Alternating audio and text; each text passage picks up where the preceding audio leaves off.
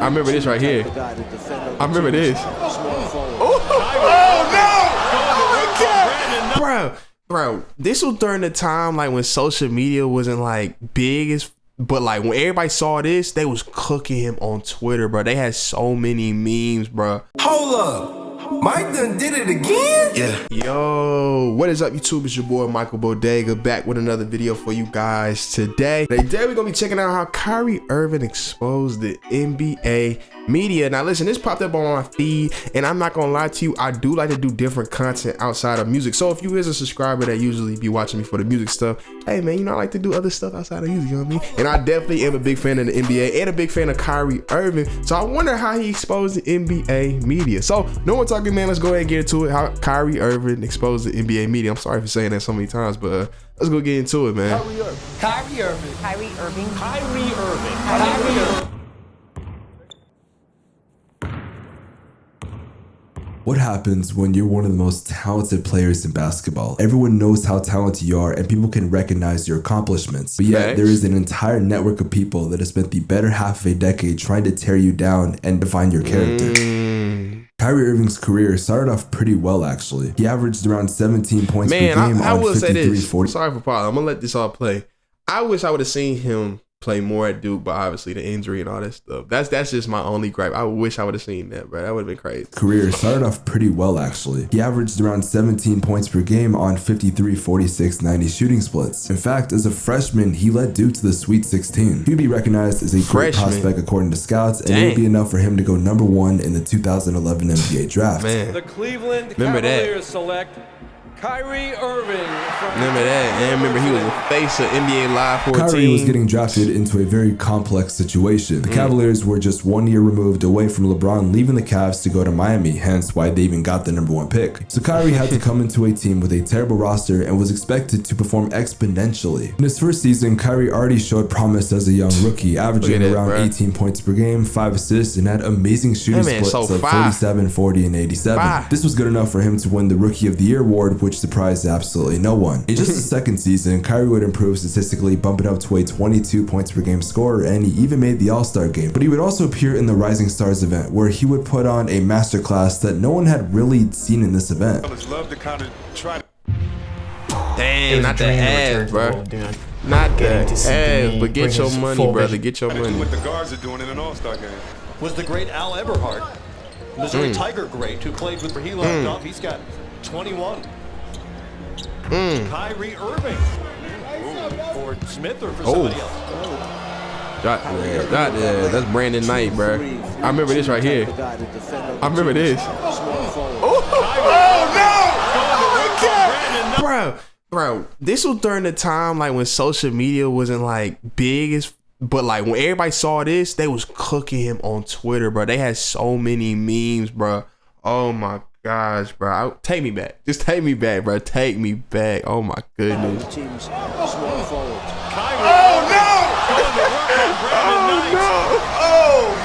Look at him smiling, bro. He knew similar to his second season. He continued to improve as a player. He made the All-Star game and he shot pretty well from the field. Cleveland as a team was actually showing some improvement with a 33-49 record and actually had a chance to make the playoffs at some point during the season. Coming into the lottery, the Cavs had a 1.7% chance to get the #1 pick. No one really thought Cleveland was going to get a top pick, but all they needed was a chance. The 14th pick goes to the Phoenix Suns, the Minnesota Timberwolves, the Orlando Magic, Denver Nuggets, the Philadelphia 76ers, the Charlotte Hornets. That means that Cleveland has vaulted into the top 3, folks. The 3rd pick in this year's draft goes to the Philadelphia 76ers, the Milwaukee Bucks. And that means that the #1 pick in the 2014 NBA That man was happy, boy. Oh my God. Hey, he was happy, boy. Oh my goodness. In the 2014 NBA draft, the Cleveland Cavaliers select Andrew Wiggins. Facts. Andrew Wiggins was said to have superstar potential. Andrew Wiggins, him up with Kyrie Irving and even Anthony. I remember Andrew Wiggins was supposed to be like the next face of the league, Like I even believe the hype. They was like, oh man, this man, he from Canada and this, that, and that. I'm like, okay, let me see. But hey, he got a ring though.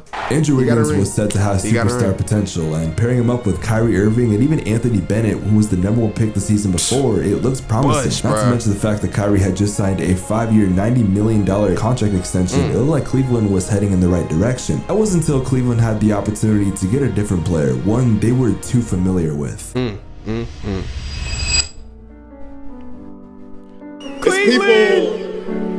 that came to me and said, this is for you. Ron, you gotta do what makes you happy.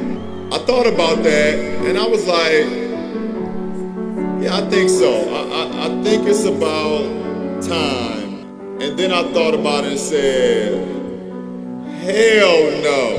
I'ma do what makes my city and my state happy, and that's why I came back. I love you, I'm back. On the surface, this looked like a great move, and it honestly was. But this would make Kyrie Irving feel a certain type of way. Kyrie would go from the surefire #1 option to LeBron's #2, when Kyrie was more than that. But Kyrie wouldn't be the only player who had to take a back seat. People forget in the early 2010s, Kevin Love was a certified #1 option who could average over 26 points per game with ease. But now being traded to Cleveland in exchange for Andrew Wiggins and Anthony Bennett, Love could no longer be the #1 or even the #2. He had to drop down to the #3 that everyone was going to forget about. So it wasn't just Kyrie who felt this way, but honestly, who cares? Because the reason this team was put together was to win championships, and to end the season, the Cavs had a 53-29 record, good enough for the 2 seed. Kyrie was now in the playoffs for the first time in his career, and he had the opportunity to show how good he really was. I said, I'll take great offense over great defense any day of the week. Just tough, bro. Nice move inside with his 3rd field goal. Irving splits the defense. Split the defense. Irving pulls up, draws a foul, and ball. Come on, bro. Irving It's again. tough. Buckets. Nah, that's crazy. That's crazy. Olynyk, that's crazy. Cleveland Cavaliers announced Wednesday Love underwent surgery to repair his dislocated left shoulder. Love's season is now right. You know how hard you gotta grab someone's shoulder to dislocate This it. would make the Cavs' big three drop down to just a duo. Also, quietly, Kyrie had been dealing with a right foot strain, but this wasn't known to the public at the time. The Bulls and LeBron always had great matchups in the playoffs, and this year was no different. The series was tied at 1-1, but that was until Derrick Rose had a chance. Finds Rose. I remember this shot. It open, fires away. It's over. The Bulls win at the buzzer. But if you think the Cavs are going down that easy, you'd be sadly mistaken. Come on, man. James. Remember that corner shot, too. It's gone. I remember that corner shot. I watched that live, bro. Cleveland wouldn't lose another game in this series, winning in 6 games. Now, Kyrie was still dealing with his injury and barely played in the Eastern Conference Finals up to Game 4. Kyrie, in his return, scored a solid 16 points on 6 of 11 shooting. While that sounds bad, he was on a minutes restriction, just playing 22 minutes. Regardless, Cleveland won by 30, advancing to the NBA Finals. Their matchup was a Golden State Warriors team that was led by Steph Curry, the unanimous MVP that year. The stage was set for one hell of an NBA Finals. Lays it up with the left hand and in, and the Cavs lead 19-11. But guess what, man? Came crumbling down. Came crumbling down. Came crumbling down. Remember that. Without Kyrie and Love, the Warriors were too much, beating the Cavs in 6. It was sad to see their season end like this, considering if healthy, they could have won the series. Bro, that's the crazy. 2016 season was one to remember. Kyrie was injured to start the season, but he came back in December. The Cavs were back, and this team was in full effect. The Cavs had won 50. Dang. This game. Yeah, 2015 was a crazy year. 57 games, ending as the 1st seed, and now it was their time for a finals run. But if this team was going to make it back, Kyrie would have to show up, and show up he did. As Kyrie Irving. It goes! Kyrie Irving! Come on, Cavaliers win! They sweep the Detroit Pistons. Rejection inside. Kyrie Irving. So well. He's got such a great tight handle. Look out! The J.on Horford. Great move. Wow. He can stop it. The three is on the way. Millsap is off. And it's over. Eastern Conference Final in 6 games. Bro, Toronto used to be so mad, Now bro, advanced when they to had to the play NBA LeBron. Finals. Oh my God. Once again, it was the Cavs and Warriors, but something was different. Despite Cleveland being at full strength, Golden State was just a way better team. The Warriors had broken a record that to this day has still stood, 73 wins in a regular season, most in NBA history. This would show as the Warriors took a 3-1 lead, making a finals win for the Cavs seem impossible. Up to this point, no team has ever came back down 3-1 in the NBA Finals. But if any team was going to do it, it was going to be a team led by LeBron James and Kyrie Irving.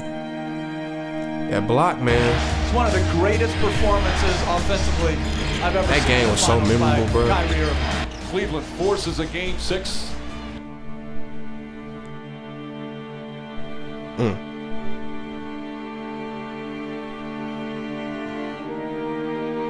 Long lead pass to Smith. He'll duck back to LeBron. Basketball is so beautiful, bro. And we just watching in slow motion. It's just amazing.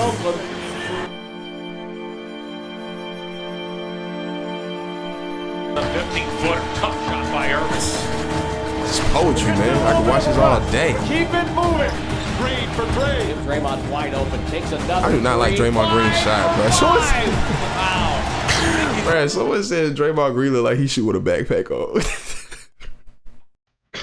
Bro, that shit always had me weak, bro. Like, I do not like that nigga shot, bro. Oh my God. Oh man.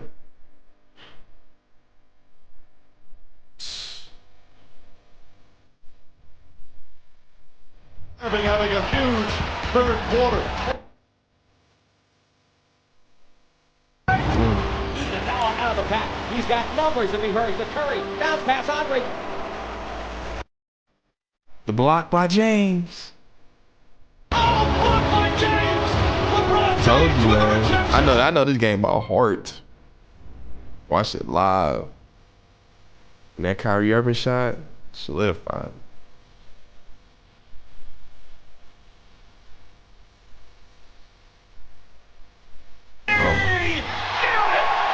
It's over. Did the impossible, man.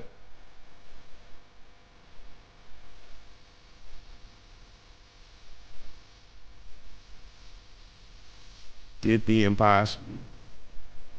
You can't tell me nothing ain't possible when you see carried this. this team back from 3-1. History will tell us if it wasn't for the chase down block and Iggy, then the Cavs would have lost the series. But what history forgets to mention is Kyrie was the biggest X factor for Cleveland winning. Kyrie had not only outdueled Stephen Curry in every single way, but Kyrie had hit the biggest shot of the season. Kyrie had just as much to do with this as LeBron did. Now, I bring this up so you understand why Kyrie was frustrated. Kyrie was brought in to lead the Cavs to the finals and be a player that Cleveland would remember. But then you bring in LeBron and no one cares anymore. Everything that Kyrie did was overshadowed by Bron. 2017 season was more toxic than pleasant. Tension grew and it was an internal battle that no one expected. Due to the Cavs playing in a weak Eastern Conference, they made it back to the finals with ease, but this was not the same Warriors team. Arguably the most forgettable finals in this run, the Cavs would lose to the Warriors in 5. This was upsetting for Cleveland as a team, but this wasn't even the worst thing that was going to happen. Continuing our breaking news coverage LeBron of a potential trade said, between the Celtics and hey, the Cavs. I gotta get out of here, and guess what? Starting point guards for the two teams Kyrie that Irving faced said, off I gotta in get last out of here year's too. Eastern Conference Finals. It's pretty direct in terms of what my intent is, and it's to be happy and be with a group of individuals that I can grow with. After Kyrie left the Cavs, something became very apparent. He became very unlikable to a lot of people. The media would portray him as someone who was ungrateful and a prima donna. Anytime the media had an opportunity to make Kyrie look stupid, they would take it. In 2017, Kyrie had said something pretty questionable on a podcast. Okay. You believe the Earth is round? Yes, but I heard the new one that the Earth. There's no new one. There is no new one. It's not even I conspiracy. remember about the flat Earth No, the Earth stuff. is flat. Oh, here we go. The Earth is flat. Okay, breaking the fourth wall for a sec, I think we can all agree this is a pretty dumb take, but people continued to talk about it. After the backlash, Kyrie tried to pass it off as a joke before he backtracked and said he actually had done his own research and there was no real picture of Earth. Kyrie would also go on a plant-based diet, and for some reason this made headlines. I'm not kidding, this was actually a topic. Boston's first season with Kyrie was cut cut short due to injury in a season where Boston actually looked like they were finals contenders. But despite not having Kyrie, Boston surprised everyone. Thanks to the young core of the Boston Celtics featuring Jason Tatum, Jaylen Brown, and even Terry Rozier, they made it to the Eastern Conference Finals and almost beat Cleveland. It made people think, what if they had Kyrie? Could they have made the finals and dethroned the Cavs to the East? Well, in the 2018 season, it didn't seem like this could happen. The leaning not helping them. They've lost 4 of their last 5. They came into the season as the biggest favorite to win the East, but they have a 500 record. Calendar turned to 2019, and Kyrie Irving crediting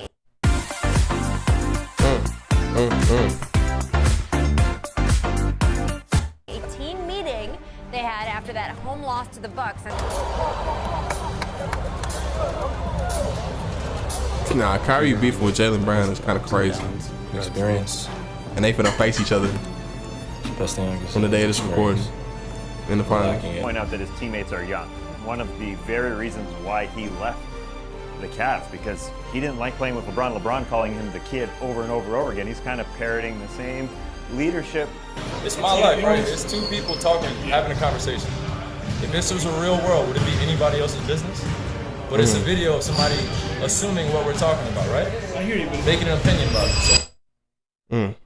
After all the bullshit that happened in Boston, he wanted to leave again. The narrative started to be that Boston didn't need Kyrie. The young core the year before did better without him despite it being a small sample size. Everyone was convinced Boston didn't need Kyrie. So Kyrie said, I bet. Kevin Durant is going to sign with the Nets 4 years, $164 million. He will join Kyrie Irving, who is going to commit. Also, this Brooklyn team had me so fooled, bruh. I was like, oh, ain't nobody stopping him in 2K, and ain't nobody stopping him in real life.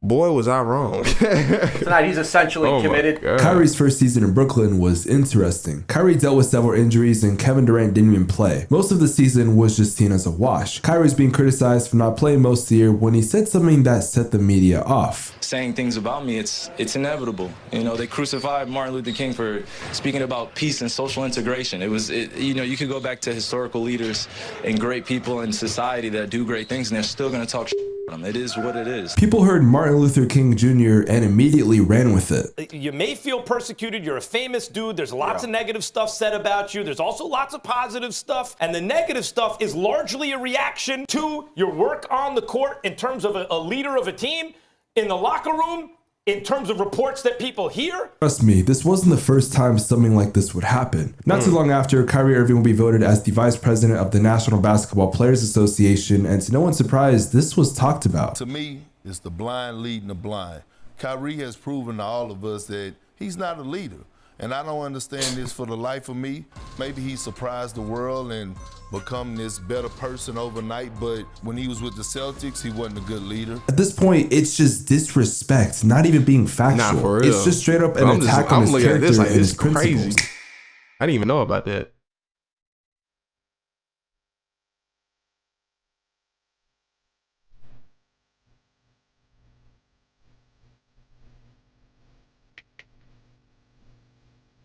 Oh, yeah, yeah. I was like, why did it go dark all of a sudden? The NBA was shut down and no one knew if the season was going to return. There was talks about resuming the season in Orlando, but Kyrie was against it. This was at the height of the Black Lives Matter movement, and Kyrie said in his own words that he was willing to give up everything by not going to the bubble. In his eyes, something fishy was going on. Once again, because of this, attacks were coming from the media left, right, and center. After the season ended, Steve Nash was hired by the Nets to be their brand new head coach, but then Kyrie once again said something that would set people off. Having a head coach, you know what I mean? Like KD could be a head coach. I could be a head coach. We always heard how great Nash was or saw how great Nash was as a player. But also, when you get to know him as a person, you understand why he can coexist with us, because we don't need somebody to come in and put their coaching philosophy on everything that we're doing. Regardless of what happened, 2021 was going to be very eventful for the Nets. During the season, James Harden would join Brooklyn, forming the scariest big three in the NBA. Once again, the media continued to attack Kyrie throughout the entire season, and it got more and more toxic. 2021 Nets were seen as the favorites, and it looked like they could actually win a title. Round 1 showed the Nets dominating the Celtics with ease. Round 2 would feature the Brooklyn Nets and the Milwaukee Bucks. Some would say this was the most important series throughout the entire Nets Big Three run.